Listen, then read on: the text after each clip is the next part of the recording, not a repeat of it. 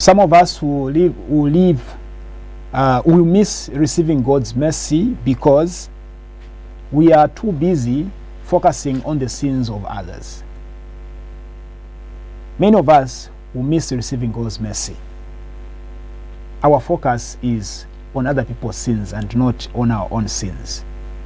We don't want to face our own sins, maybe because we feel ashamed looking at our own filth, our own sinfulness. So we find it easier to look at others and what things they have done wrong than to look at ourselves and to seek mercy from God. For this reason, we go about with a Pharisaic attitude, pointing accusing fingers at others, because that is the easiest thing for us to do. Jesus wants us to reflect on ourselves and make a decision,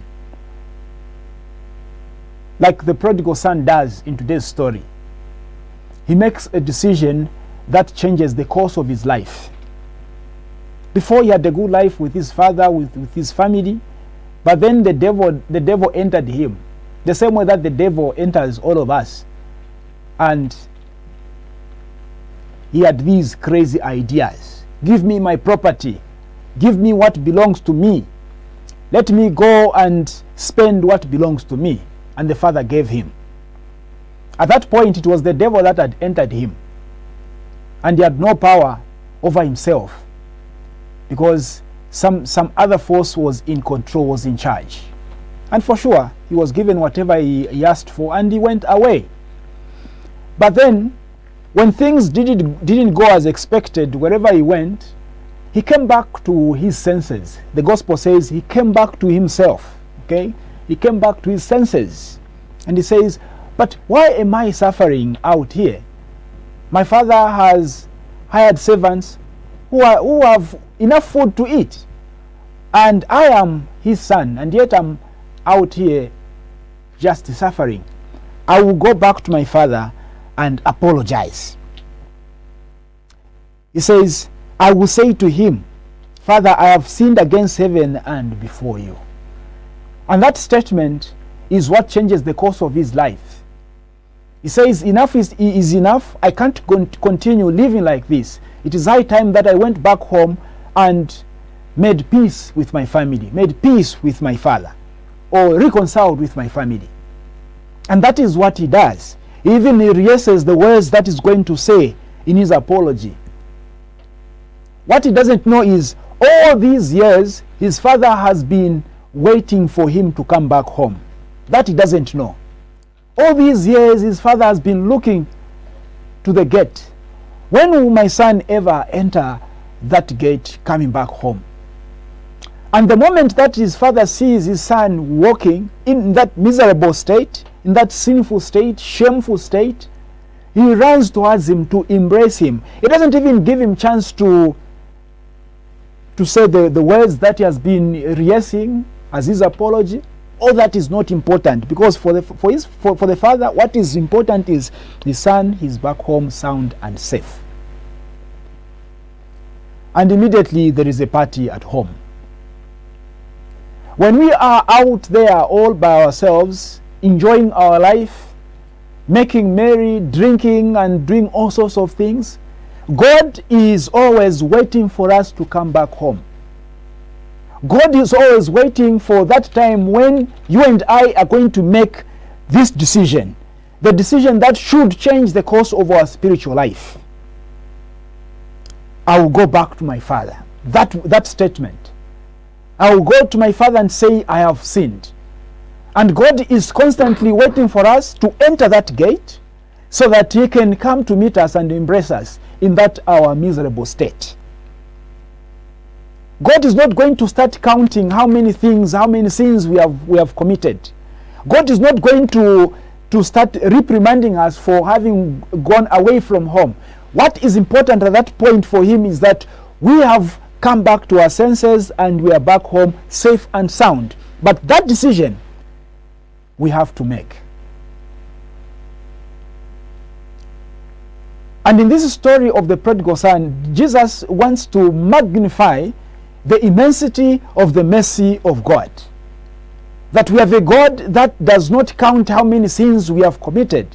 We have a God that does not want to punish us because we have sinned, but a God that surprises us with his love. Even in our most miserable state, God always responds to us with mercy and with love. Look at the elder son. What does he do? Immediately he is told, this is what is happening at home. Your young brother is back, and that is the music that you hear. People are dancing. They are happy. They have killed even that big calf, the fatted calf, because he is back. We can say that the elder son, that is the elder brother to the prodigal son, or the so-called prodigal son,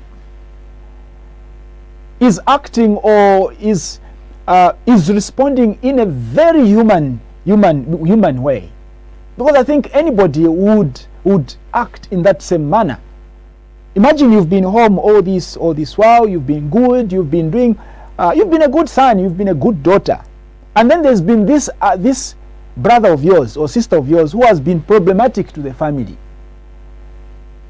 and then all of a sudden maybe a miracle happens. He converts, he comes back to his senses like the prodigal son. And your father, your parents throw a big party, a banquet for that brother or sister of yours. And you are there looking, say, but I've been good, I've been a good son, I've been a good daughter. Nothing of this kind has ever happened. My parents have never thrown a party for me because I've been good. But this one who has brought shame to our family, this is the person that they do this big banquet for. You would have those kind of emotions, those kind of sentiments in your mind. Maybe you might even be tempted, like this elder son, not to join into the party, because you would feel very disappointed.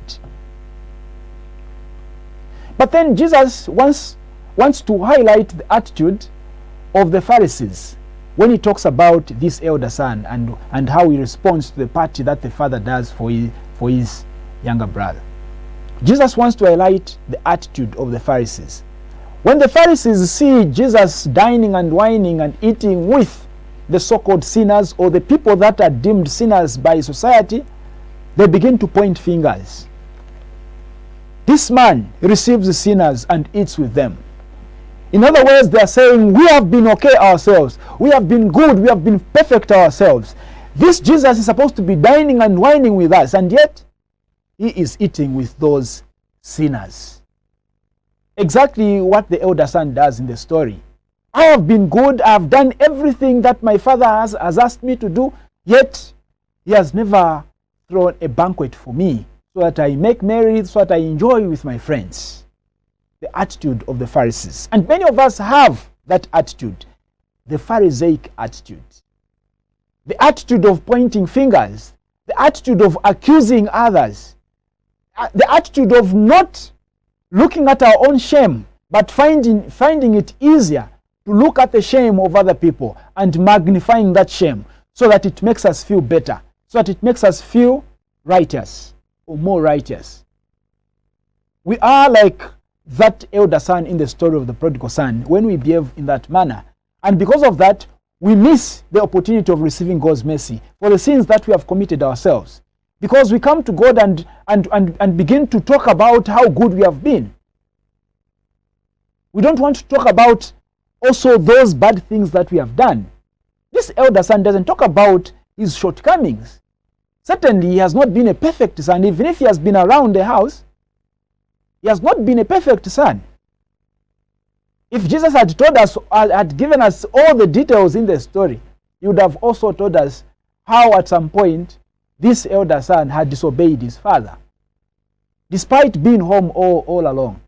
Jesus would have told us how this elder son at some point would have disrespected his father. Jesus would have given us all the details of this elder son because he has not been perfect. And yet he comes to his father and begins to talk about how a good son he has been. The same way that the Pharisees begin to point fingers at the sinners and say, those are sinners. We are not sinners ourselves. He is eating with sinners. In other words, saying he's not supposed to be eating with them. He should be eating with us because we are better than those. Those deserve to be kicked outside the community because they have sinned. We do have many people in our own families and society, even within the church, who regard themselves as better than others, as more deserving of the good things than others, because they have been righteous, they have been good, they have been perfect, they have done everything right. It is that self-righteousness that makes people to lose the opportunity of receiving mercy. That's why somebody would go for confession and begin to confess the sins of other people, because you are too proud to talk about the bad things that you have done. But the fact is, everybody is a sinner. We are all sinful. Maybe we just differ in degree of sinfulness, but we are all sinful. Aliyense alina machimo yake. Aliyense alina kulakwa kwake. We just differ in terms of degree. There are those who sin big, others sin small. Church. There are those who sin behind closed doors, others sin in the open out there for everybody to see. There are those who just steal sugar, others steal people's money from the bank.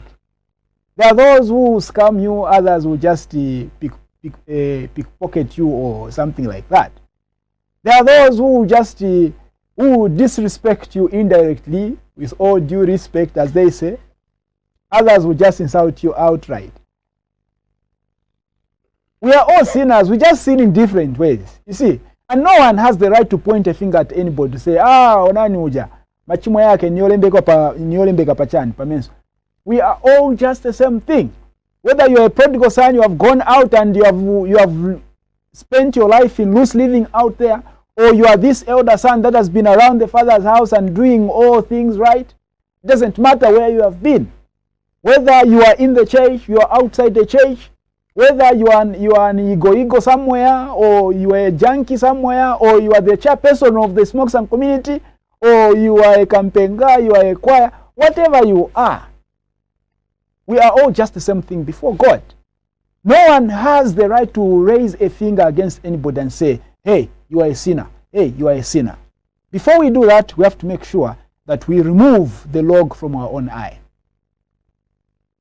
So in this whole story, Jesus is trying to challenge the Pharisees who are pointing fingers at sinners, but he's also challenging us, because we also do the same thing that the Pharisees have done, pointing fingers.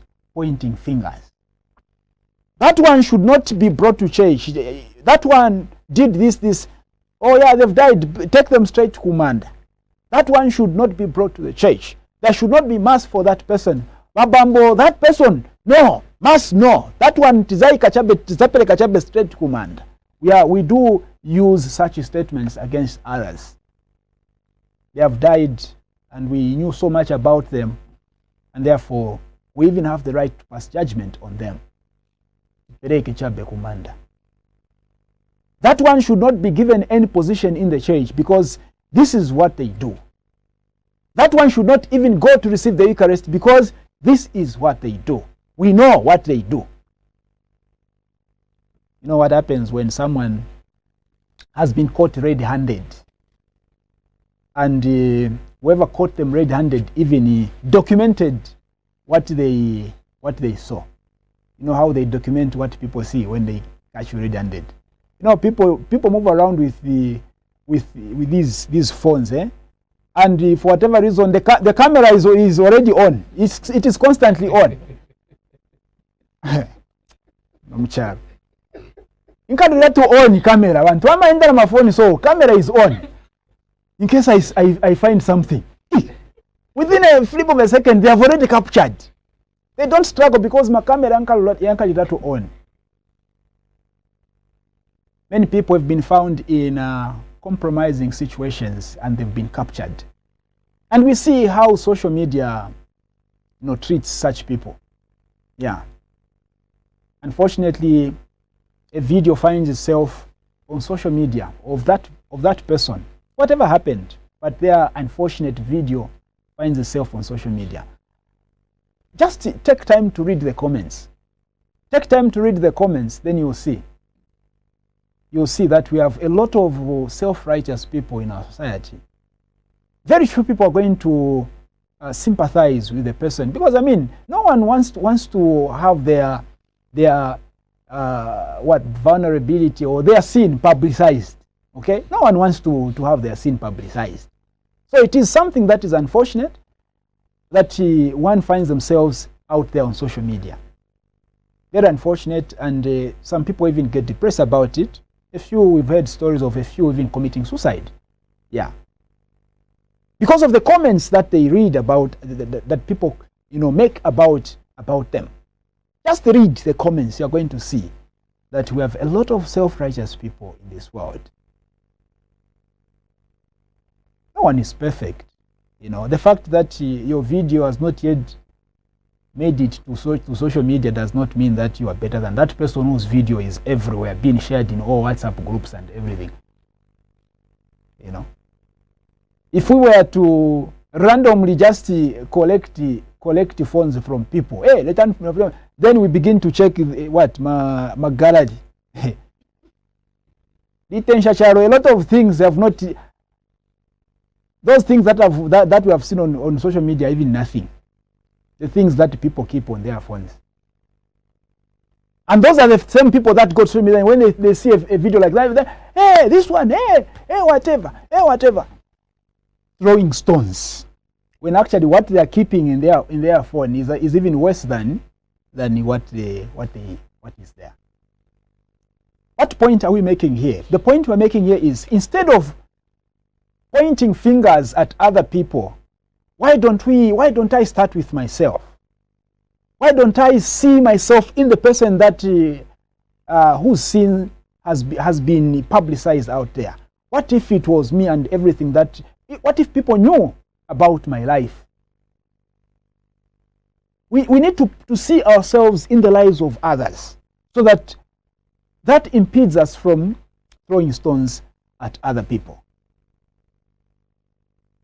The elder son in the story is throwing stones at his brother. The elder son can be you, it can be me, it can be anybody. This prodigal son, the younger brother, can be anybody, can be you, can be me. But the father in this story is always God. God who is welcoming regardless of what you have done, regardless of the places you have been to. God is always waiting for you, is waiting for us to come back home. There's even that song, I've wandered far away from home, now I'm coming home.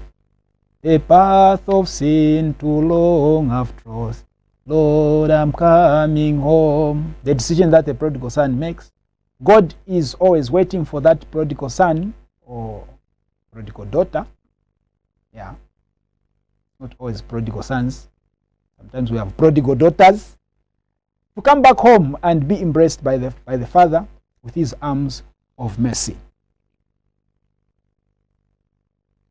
As we conclude, God also wants us to be his face wherever we are, welcoming those that are broken, welcoming those whose sin has been publicized.